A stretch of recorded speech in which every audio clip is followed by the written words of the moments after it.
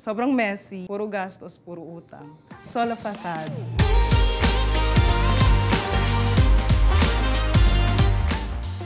So the current state of Philippine politics, difficult to comprehend na parang, okay, may ganito naman palang paraan, may ganito naman palang solusyon sa ganitong bagay, bakit hindi natin gawin to? So even until now, nahihirapan ako i-comprehend, but it's best to keep an open mind on understanding things so we can possibly create a solution or at least get to one.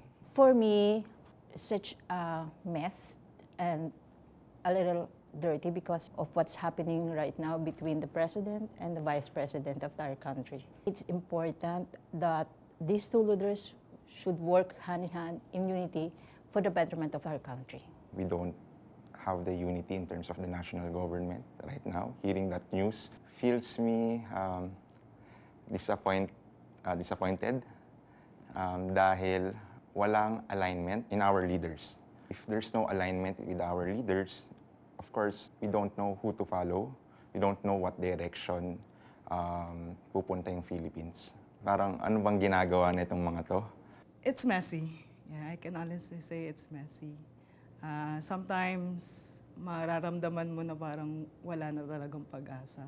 But then, I still believe na meron naman sigurong ma-elect pa rin or there's still someone who's doing his job there, up there. Mga mahirap nagsastay sa kahirapan.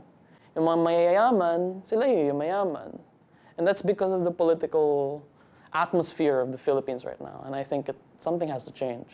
If you're going to lead people, you need to know where they're coming from. You need to speak the language they speak. Yes, I think voting still matters. Kailangan alam mo sa sarili mong may choice ka pa rin. Lahat nagsisimula sa masa. Kailangan mong intindihin kung ano yung talagang punot dulo ng problema. Pero I mean, well, kilala naman natin sa ang ano ng Pilipinas. Minsan nabibili talaga yung boto. I envision a better Philippines and better in a way that everyone's lives can just basically improve. And the means of improvement for people's lives is in their hands as well. Hindi yung aasa tayo sa ibang tao. It's basically someone being able to escape from the grasp of poverty by means of working. You actually reap the benefits of working hard. Ayoko talaga maging option na mang-ibang bansa para lang sumakses, ganun. Maganda sana if we tangkilikin yung sariling ating. It's a very cliche term, pero ayun yung magandang outcome. Lahat naman ng resources na meron tayo, meron din naman sa ibang bansa. Ba't pa natin kailangan pumunta mga ibang bansa para lang maging successful, para lang makuha yung pangarap natin?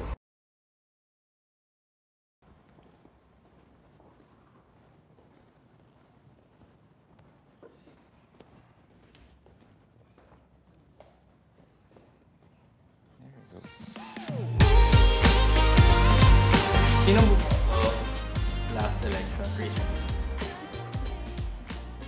I voted for President Bongbong Marcos. I'm one of those 3 million who voted for it. 31. Oh, 31 million. 31. Oh, yun pa. I voted for him because I cling to his call na magkaroon ng pagkakaisa, unity, na we have to move forward, kalimutan ko ano man yung nangyari in the past, and start anew. That's for me. I voted for Leni Robredo. Siya na siguro yung best option at that time. Pero I wanted to vote for Caliodi. Pero medyo parang impossible yung winning streak niya. When it comes dun sa lineup din. For me, actually last-minute decision. So I'm thinking voting for Leni and President Bongbong Marcos. But what made me decide to vote for Leni is merong transparency law that she wanted to implement nationwide. So yun yung parang naging indicator ko na, at least ma-expose kung sino man yung dapat ma-expose. Karoon siya ng, ito yung gagawin ko. Compare to other electionists. I wasn't able to vote because I was overseas. I was originally going to vote for Caliodi if I were to vote anyway. My father's an activist, raised me up to believe in the principles of the masses and principles of human rights. Calio is uring manggagawa. And if he's coming from experience, he knows what the people need, diba? And you're right as well in saying na majority of our population is in the poverty line. Yes. And that's what he is looking to uplift, Yeah. empower, and he's looking to move that, elevate that. So, ako naman po, hindi po ako nakaboto kasi I was still underage pa noon. Pero if I would have voted, I was gonna vote for Lenny. Kasi siya yung may experience for the presidency, seat of presidency, since she was the current vice president. And then maganda rin naman yung pamamalakad niya nung time na yun. So, I think she was, for me, objectively, the best candidate at that time. What frustrates you the most about Philippine politics today? What frustrates me the most about Philippine politics is we're not taking it seriously. Yes. We are not taking it seriously. The politicians themselves aren't taking it seriously. Kung meron man, iisa lang. So, I think there needs to be a change in that. Yeah. We need to stop electing celebrities. Yeah. Like, dapat mamili ka ng taong alam mong may kredibilidad. Alam yung ginagawa niya. Yeah. Not someone who is just famous Yeah. na, wala, may pangalan lang siya, pogi. Yun lang, yun yung parang medyo frustrating yung pag narinig mo yung ibang masses. Na, not that I'm blaming them, but, Yeah. ba't mo iboboto si ano? Kasi ang pogi niya. Kasi sumayaw siya. Oh, ayun. Yeah. Yun yung medyo, Kasi maganda yung jingle niya. Yeah. Yun, doon. Diyan tayo Very nadadala. Catchy eh. For me, what frustrates me talaga is lack of education of these people. Somehow, parang it's not important to them because it's very normal. I agree with you. Karamihan is parang kulang sa education pagdating sa kung sino at kung sino ang nararapat piliin para ihalal na mamuno sa atin. Kasi karamihan would just depends on kung sino yung mas maraming followers. So parang go with the flow na lang. Kasi mas marami siyang si Janako, kasi marami siyang, for sure mananalo na siya. Yung education problem, it's not just education ng government officials eh. It's also lack of information for the masses. Yeah. Kasi hindi nila naiintindihan yung gravity ng situation eh. Ang naiisip lang nila is, pag binoto ko to, bibigyan na akong ayuda. They're thinking about how to survive, not really how to thrive, because they're stuck in survival mode. Yes. And that's what we need to help them understand. Na it's not just about survival. Yes. There's something to look forward to after that. our lives can be better. Our lives can be better, 100%. You don't always have to suffer. Yes. Actually, contrary sa mga sinabi nyo na people don't take it seriously, they take it seriously in a way na they see it as black and white. They're two absolutes. Right. Okay, iba yung binoto nyo, binoto ko, mali kayo. And that's what frustrates me. Right. Kasi di naman ganun yun. Di natin sisisihin yung individual kasi gusto nilang mabuhay. Yeah. The individual makes choices based on their situation. Yes. Right. Kaya yung nakakaano sa akin, ba't di nyo na lang naiintindihan yung mga pwesto ng tao, ba't nila binoto to? Ba't nyo pa kailangang awayin? Kasi nagdi-differ sila sa inyo. Do you think the current political system is working? It's lacking. I can say that they're doing what they do. I mean, it's their job, but it's very much lacking. Tingin ko, parang opposite yung status ko. Ba't natin kailangan bigyan ng award tong isang mayor na to kasi maganda yung pamamalakad tama. niya? Eh, bare minimum yun eh. Oo. Di ba dapat Right. lahat yan That's your ino-observe? job. Oo. We are being ruled by select elites na sila lang yung may hawak ng power. Demokrasya ang Pilipinas, dapat nasa tao. So naka-centralize sa isang select few individuals, yung mga elites. Yep. Kung tawagin, nasa nila yung power. So parang napaka-unfair. Kahit wag na tayo mag-base dun sa mga batas. Ang unfair nun kasi nga, para sa ating mga tao yun. Bakit sa kanila lang ganun? Yun talaga yung gusto nila, parang nilulugar nila tayo dun sa sitwasyon na yun para hindi na tayo mag-complain kasi we're so concerned on surviving. Yeah. Ba't ko pa problemahin yan? Hindi ko nga alam kung anong kakainin ko later or kakainin ko kinabukasan. Yeah. I agree dun sa sinabi mo na our politicians are doing their job, but it's lacking. But I guess we, as a citizen also, meron tayong contribution eh. Meron dapat tayong contribution para this politics, these people that we voted, kumilos sila. Yung isa sa mga hindi ko lang nagugustuhan ngayon is yung away-away. Di ba? Ano mangyayari sa atin? Di ba? What image yung pinapakita natin sa ibang bansa kung nakikita na yung nag-aaway yung mga politicians natin. Gusto ko lang din po idagdag na yung mga politicians natin na inelect natin, no? They're responsible for their actions. They're also responsible to the people. They have power, they have influence, they have wealth. That's not theirs. It's the people's. It's a both-end relationship po kasi, yung dynamic natin. Tao at leader, di ba? Sumusunod at yung sinusunod. Dapat circular yan eh. Healthy dynamic dapat.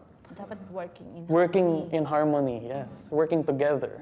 I definitely agree po na yung pag-aaway, yung pwede namang madala sa simpleng usapan na nag-uusap tayo para makinig, hindi yung para magsalita. To educate. Yes, to inform, educate, respectfully disagree on things. I And guess, sobrang frustrated lang talaga ng tao at that time ng presidential elections. Hindi na masyadong na-manage yung galit.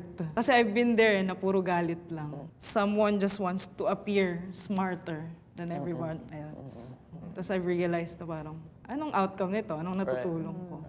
Parang nagagalit lang ako eh. It's better na magalit ka for a reason on educating someone. Making them understand, not like attacking them. We forget to be a Filipino. Na forget na we have one goal, is to elect leaders that can help everyone. And instead of helping each other, contributing or impacting each individual's lives, parang ina-attack pa natin ano yung belief ng bawat isa. What kind of leadership do you believe this country needs?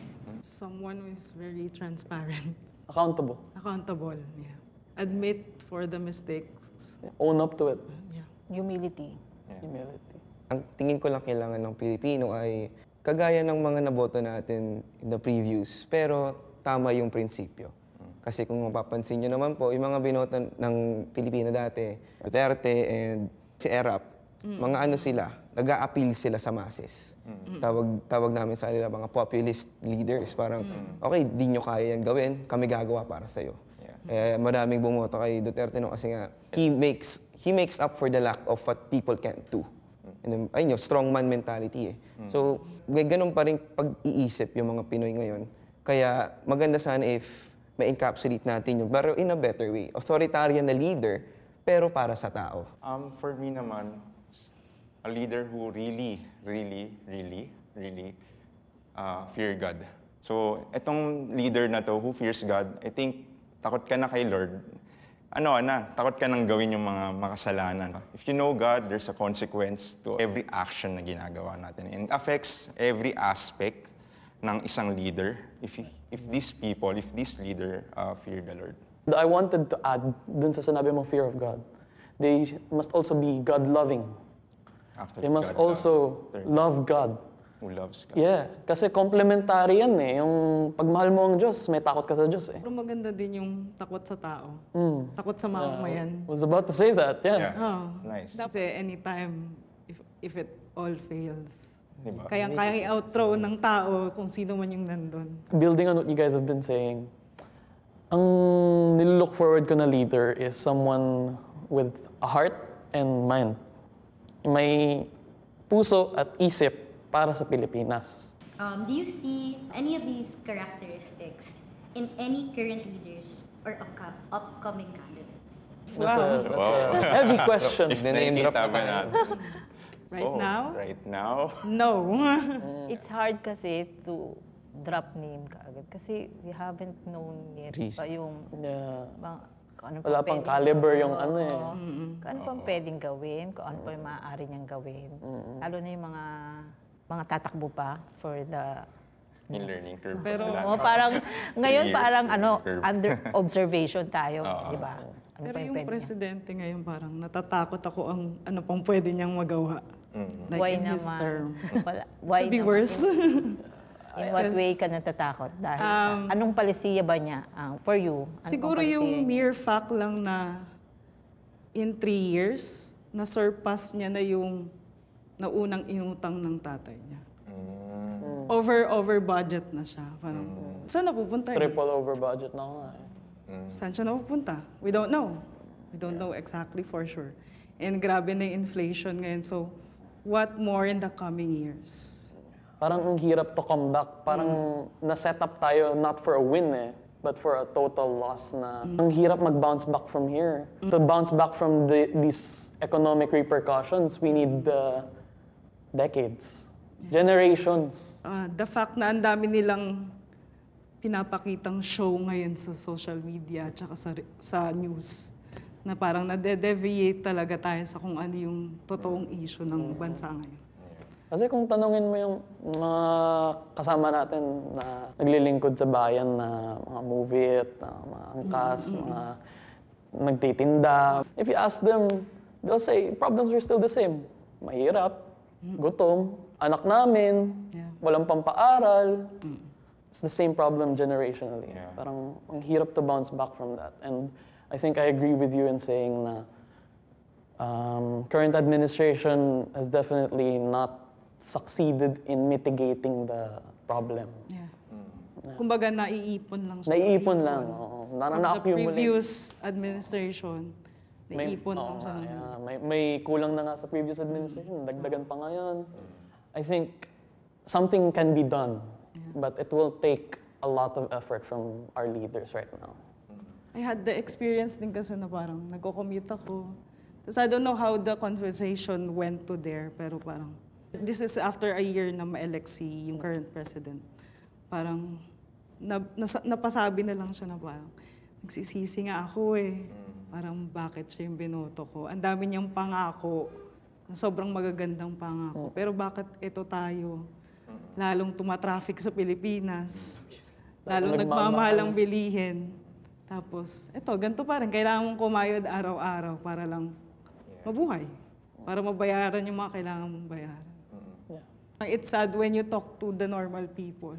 Kung ano yung na-experience pa rin nila. For you, na nasabi mo na it might maka-warning siya or it might go into different direction, yes to some, but no to some din. Kasi what if yung policy ni Presidente neto is helping business people that can give jobs na hindi natin nakikita lahat. Di ba?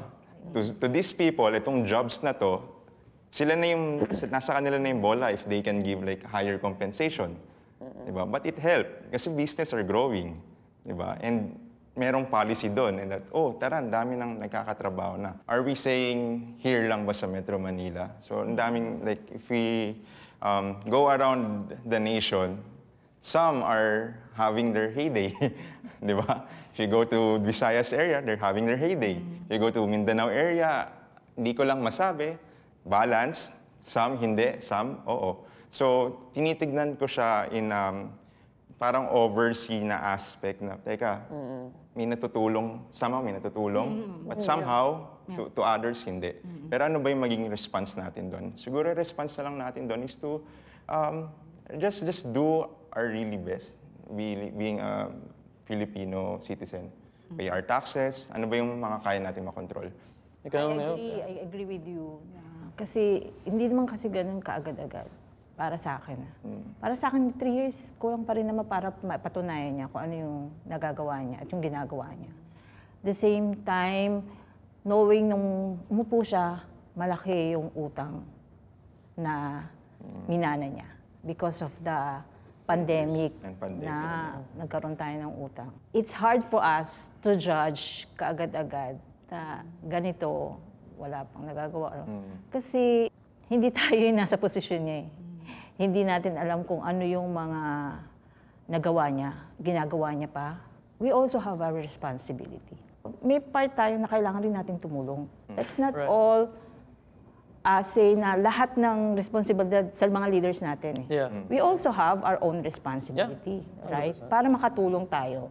We have to contribute in our own Yes, we little way. also have to contribute in our own little way. I agree with everything that's been said right now. Yeah. Um, It's a good discussion. You know? I definitely agree kasi we're all looking forward to the betterment of this Exactly. country, of our people.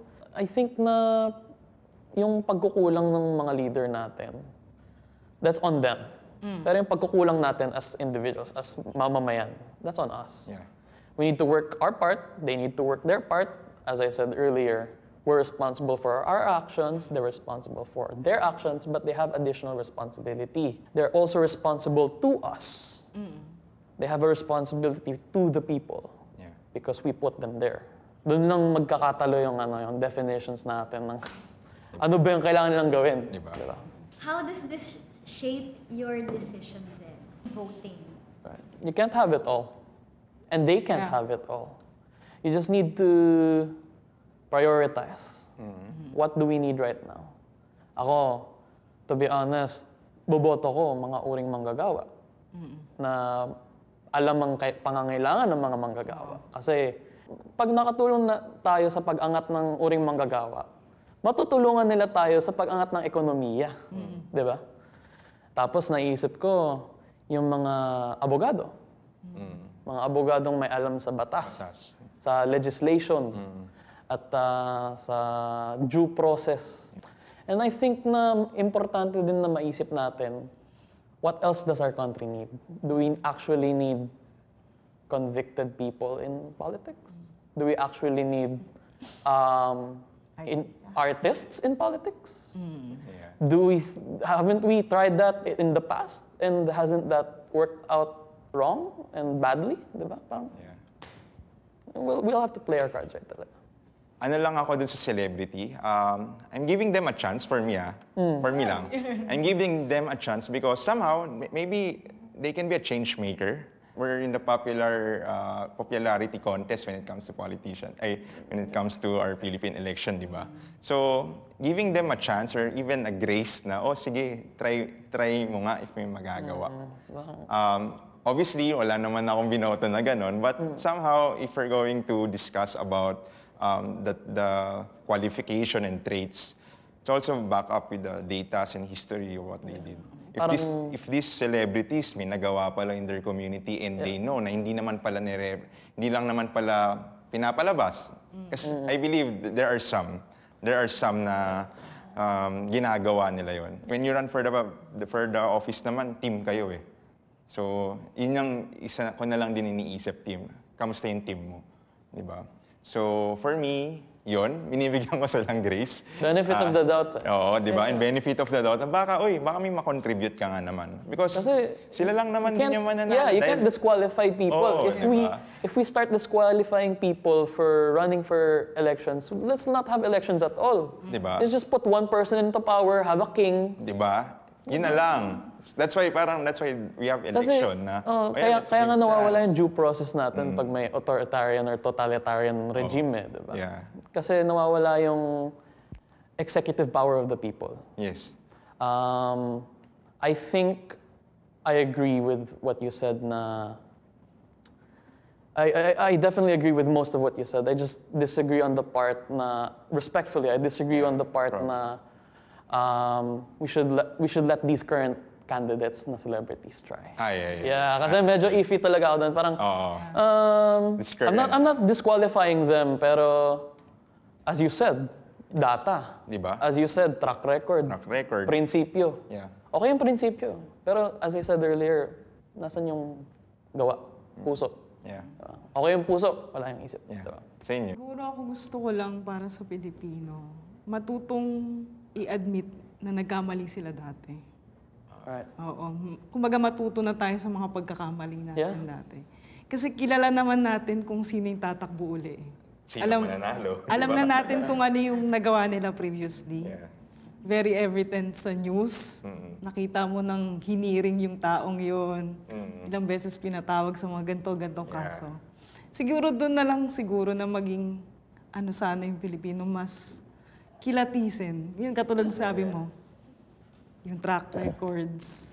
Siguro I hope na this time We'll learn. We'll learn. We'll learn from our mistakes. Ako, I would choose naman someone who is a human rights advocate. Because para sa akin, wala ako na pag ang isang human rights advocate, hindi niya sasaklawan yung karapatan natin mga Pilipino. They will work for the Filipino people, hindi para sa pansariling Yeah. lamang. Always for the good. Yes, para sa akin, yung human rights advocate at saka yung, siguro tama rin yung yung manggagawa. Kasi alam nila kung ano yung mga pinagdadaanan ng mga simpleng manggagawa lang. Dahil majority naman kasi is nasa ibaba, nasa laylayan. Yeah. Working class, yeah. Yes, kaya kailangan talaga yung may sapat na kaalaman. It's a matter of how much you're willing to bend your principles. So may moral gray area yan. Sino bang pipiliin natin? Okay, may dumi siya, pero may nagawa siya. Ganun, ganyan. So yung akin na lang, yung siguro pag-iisip ko pagdating sa paano boboto is, sisimula ko dun sa kung anong advocacy ko, anong agenda nila, and then tsaka ako pipiliin yung tao. Kasi yun nangyari last time, nauna yung character before yung agenda or yung advocacy. Where in fact, dapat, syempre ABC, advocacy before the character. So ako, boto ko si Lenny kasi para sa good governance siya. Hindi dapat ganun. Good governance ako, tignan natin, kilitisin natin sa mga kandidato, sino ba yung pinaka matching description para sa good governance. Okay, si candidate A, kaya dun ako. Ganun yung magandang reasoning, outlook para sa susunod na eleksyon. Kasi lahat yan, may sarili-sarili silang pagkukulang. Again, you can't have it all, di ba? Yes. So, piliin natin kung sino ba talaga yung, okay, si candidate B, okay pala to eh. Mas okay siya sa ganito ganyan. So, it's a matter of sino bang nag-a-align sa'yo and then sino yung pinaka-matching. Saan? Kailan ba Wala. nagsimula na maging personal? Personal in politics kayo? Nung 1986, People Power. People power. EDSA. EDSA Revolution. I'm just grade 6 at that time. So, medyo hindi pa ako masyadong maalam pagdating sa politika. Pero later on, doon ko nakita na yung political dynasty, political indifference, political struggle, yung pag-aaway from one family, from one politicians to another politicians. Kasi sa akin, for me, hindi kami naapektuhan kasi okay naman yung business namin. After the 1986 revolution, EDSA revolution, masasabi ko na medyo naghirap kami. Kasi bumagsak yung mga negosyo ng mga magulang ko. Personally, yun ang experience namin. Nagsara yung mga negosyo ng mga magulang ko na dating nag-aaral kami sa private school, napunta kami sa public school. So in a way, hindi ko masabi na mali yung nangyaring 1986 revolution. In a way, there are some choices na yung mga naging palisiya ng mga leaders nakaapekto ng husto sa mamamayang Pilipino. Pero hindi naman lahat. So sa amin, nakaapekto sa amin. Pero sa iba, maaring hindi. Merong part of the community na okay sa kanila yung naging pagbabago. Pero on our part, yun, malaking naging epekto nun sa amin. Dahil sa, naghirap talaga kami. In that way, nasabi ko sa sarili ko, I have to be wise. I have to choose yung para sa akin, yung kailangan marami ang makikinabang, hindi lang yung selective. Diba? Kasi nasa sa atin din kasi yung ikaw una dahil kayo babaksak sa choices nyo, sa mga decision natin. Sa buhay, sa decision kung sino pipiliin, sa choices nyo, kung sino gusto mong mamuno. So, nasa atin yun. Kaya for me, I have to be wise.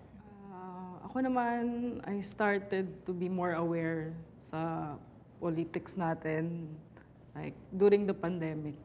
Kasi nakita ko lahat eh. Parang, yun yung first time na na-experience ko naka-face yung isang bansa ng grabing problema. The world stopped. Parang all of a sudden, bawal ka na pumasok ng ano. So, that time, doon ko na ano yung importance ng pagpili ng tamang leader. Kasi during these times of distress, na at stake yung buhay nyo, ang ekonomiya ng bansa, parang kailangan mo ng leader na kayang mamuno, kayang alagaan yung bansa niya.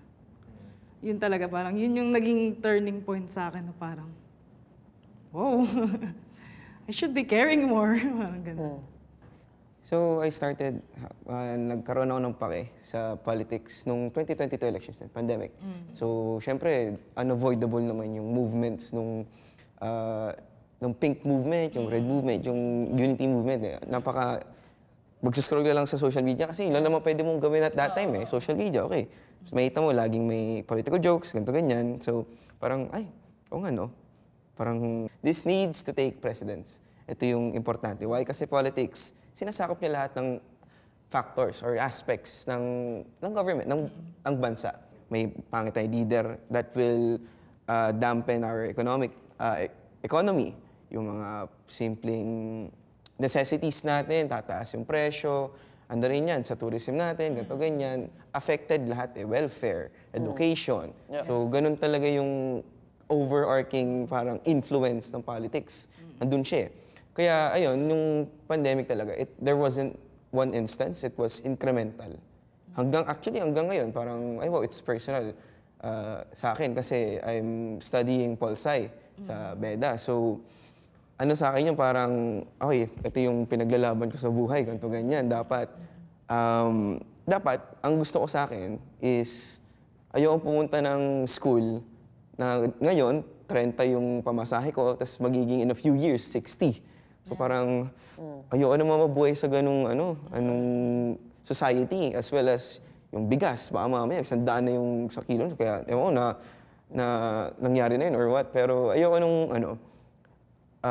mahirapan yung buhay ko. Kaya, nagkaroon ako ng pake sa politika kasi all-encompassing siya eh. So, very important siya and I need to stress it enough dun sa mga kaklase ko, kaibigan ko, ganito na, guys, gising. Importante to. If you think about it, it all comes down to the system. Lahat, Everything really is everything political. comes down to the system. Pero mahirap din siya, kasi parang it's never-ending learning. Yung care sa politics, yung care sa government, talagang, kasi every day it will change. When it started, parang, I wanted to educate myself even more and more and more. Para mas maintindihan yung mga bagay na ganito na parang, ba't siya nangyayari, saan siya nag-uugat, ano yung mga kailangan gawin para maayos yung mga ganito. Well, medyo nawalan din ako ng ibang friends based noon kasi medyo na-shock sila sa stances ko. Pero, yung iba naging friends ko naman ulit na parang, sabi ko natuto na ako, alam ko na kung paano siya gamitin. Hindi lang siya yung puro galit, puro ano-ano sa internet. Kasi wala naman siyang magagawa talaga eh. Siguro yung pinaka natutunan ko is yung empathy and compassion. Right.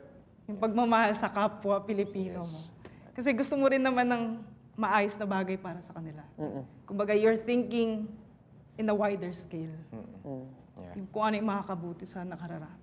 Yeah.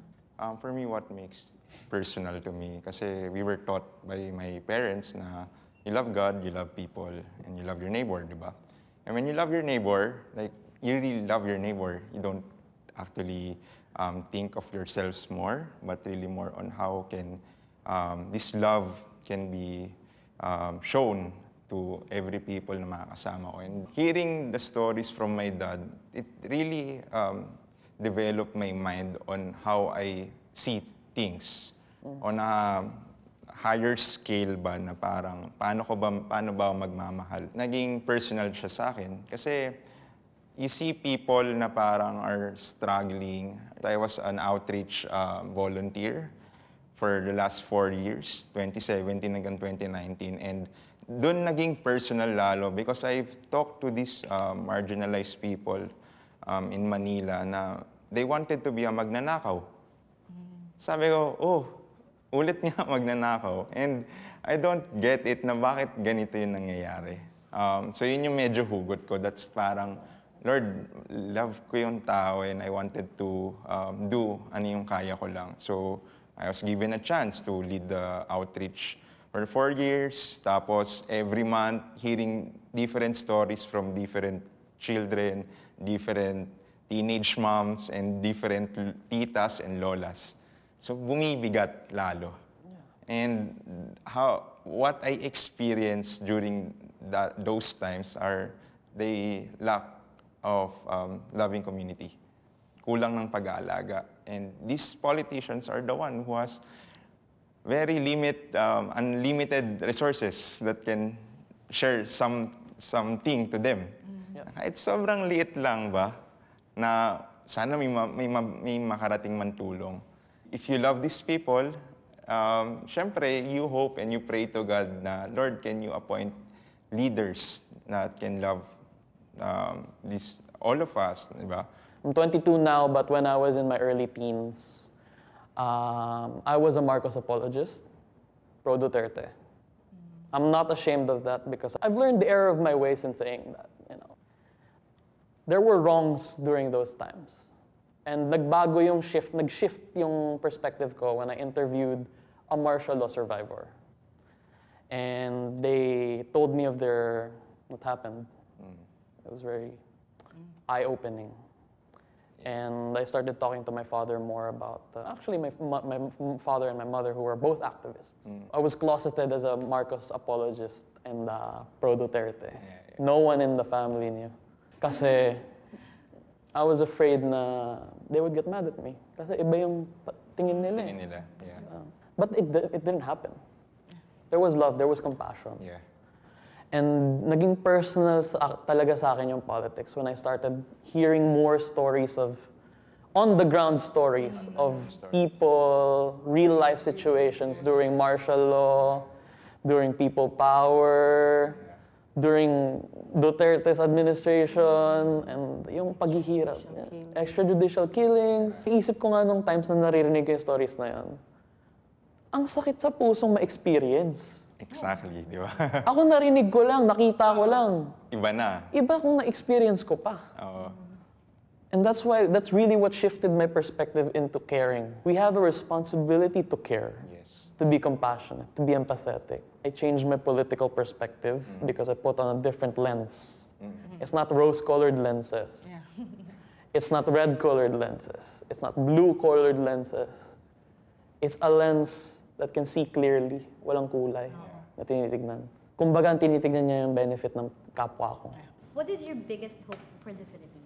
Hope ko talaga na somehow mabawasan and lahat netong nasa poverty level magkaroon ng aspiration to excel sa work nila. Because if they excel, parang domino effect. If they do their best, magkakaroon sila ng maayos na trabaho, magkakaroon sila ng pamilyang maayos. I believe na dadating tayo doon because there are leaders now that on track na can be elected in a national position that can bring us to what it's supposed to be for the Philippines. Ako din I agree na I want Filipinos to have a comfortable life. Kasi parang sa lahat ng naranasan ng Pilipinas, parang masyado tayong pressured. Yes. We deserve a break. We're stressed every day. Stressed. Grabe. I mean, starting sa colonial period natin hanggang ngayon, parang masyadong embedded na sa utak ng Pilipino na dapat kaya mo lahat. Na parang Resilience.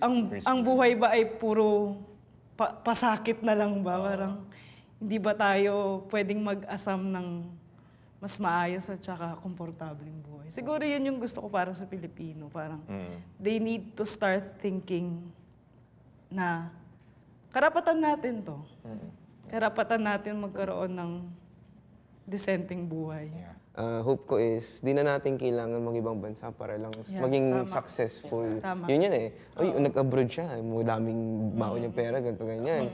Parang, guys, bawal ba nating ayusin na lang yung nandito? Oo, yung nandito. Nandito eh. Ayoko din naman umalis ng Pilipinas para lang, kasi iiwanan mo yung pamilya mo, mga kakilala mo, bagong environment, di ka naman taga dyan. I mean, not impinging on others na pangarap nila mag-ibang bansa, pero at least sana naman din maging option yung pangingibang bansa para lang maging successful ka. Yun yung akin. For me naman is unity and stability. Kasi being in a country with diversity, na may iba't iba tayong kultura, may iba't iba tayong paniniwala, may iba't iba tayong kinalakihan, dapat magkaroon pa rin yung respect sa bawat isa. Kahit na may kaiba tayo ng opinion, magkaroon pa rin tayo ng respect sa sa paniniwala ng iba. Bago natin makuha yung magandang pamumuhay, kailangan magkaroon muna tayo ng unity. Idealistically, I want the Philippines to strive to be better every day. The Philippines of yesterday is still there kasi we choose to keep it there. But what if the Philippines of today is better than yesterday? And the Philippines of tomorrow will be better than today. We deserve a break. Yeah. All of We've been through, as a people group, we've been through a lot. Ayun nga, sinabi mo bro na di na kailangan mga ibang bansa para lang maka-achieve ng stable na buhay. Sabi mo ma'am na stability, di ba? If you could change one thing to move us closer to this vision, what would it be? Kagaya na sinabi ko, we should have a conscious effort na tumulong rin tayo kung anong pwede natin gawin to have a better Philippines. Wag na tayong na marami rin naman kasi sa kanila na kaya lang tumatakbo kasi may personal interest. Marami silang nakukuhang benepisyo sa pagtakbo. Sana tayong maging ganon. Wag yung mga politicians natin. Sana isipin rin nila na kaya sila niluklok ng mga tao kasi nagtitiwala sila na meron silang magagawa para sa tao, para sa ikauunlad ng bansa natin. What if merong 1 month na hindi selfish lahat ng mga Pinoy? What could have been kaya? Kunwari pumasok in June, walang selfish. What could have been kaya ang isang Pilipinas if na-on yun, tapos sige, off mo na lang ulit. Di ba? Huwag mo nang i-off. Sana, pero 1 month lang yung di ba? Being selfless kasi talagang yun ang mahirap i-change. Kasi minsan naiisip mo muna yung talagang sarili mo muna bago yung ibang tao. So yun yung thank you po dun. Gusto ko yung Pilipino na yung hindi lang basta-basta payag lang ng payag. Kasi laging pinamumukha sa atin yung resiliency. Na parang nagiging toxic na siya. Yep. Parang, yun nga, puro pa sakit na lang ba ang buhay? Cycle na lang siya. Cycle na lang ba siya ng ganun? Di ba pwedeng? Di ba natin kaya na, yun nga, hindi na kailangan mga ibang bansa, hindi mo na ako kasi, parents ko, OFW. Lumaki ako na parang questioning, bakit kailangan umalis ng nanay ko at ng tatay ko para lang maging maayos yung buhay namin. Siguro gusto ko yung ganun na, kaya nating mabuhay lang nandito na self-efficient yung Pilipinas. Hindi na natin kailangan humanap pa ng pera sa ibang sulok ng mundo para lang mabuhay. May Yun. pera naman dito. Hindi lang napupunta Hindi sa natin atin. kailangan ng dolyar, may peso tayo. Yun lang. Maraming pera, hindi lang napupunta sa atin. Sa bulsa lang nila. Oops. I would give Filipinos more hope. Yan ang nagpapaikot sa economy of good ng lipunan natin eh. Kasi kung may economy of bad na pagnanakaw, pagpatay, meron din tayong tinatawag na economy of good. And in the economy of good, hope is the currency. And love is how you deliver that. Change na gusto mong mangyari, it should be societal and total. Individuals make decisions based on their situation. So, okay, nagbago, may hope na tayo, love, all that. Pero if you're still stuck in that situation, in that system, there's change, pero it's not really effective, it's not total. And siguro encompassing lahat ng mga sinabi nyo, I would want to change the traditional politics, ang political trends ng Pilipinas. Yung mga pinoboto natin doon, they're just people occupying the seat. Lilipas din yan, pero government still stands. So, pag sira yung government natin, kahit may magandang people na i-elect dyan, wala din mangyayari. So, ayun yung para sa akin. I definitely see more nuance and perspectives. Kumbaga, iba-iba talaga tayo ng perspective kung nasang sitwasyon ka. May mga bagay na namulat sa akin sa pamagitan ng kanilang pag-share ng kanilang mga opinion. on how to choose a leader for this coming election. Mga Filipinos talaga, naka-sentro, naka-rooted talaga yung mga Pilipino sa mga kung ano yung values nila. Makita naman sa mga sagot nung kasama namin na, okay, love, truth, humility. Tignan mo lang, it's really about yung tradition, yung culture ng mga Filipino eh.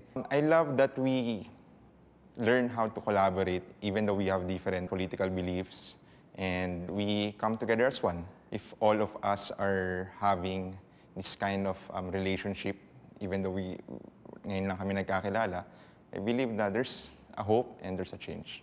Nakakatuwa kasi mas lalo kong naiintindihan kung ano yung mga dapat pagtuunan ko ng pansin. Huwag sarado ang isip. Kailangan maging bukas ang kaisipan natin sa lahat ng mga bagay-bagay. Maging open tayo sa mga opinions ng iba para makatulong sa atin in the future. Thank you for having this wonderful platform to share and to express our voices. And I'm very happy, to be honest. Yeah. Very refreshing tong experience nito and I'm very happy na tinanggap ko siya.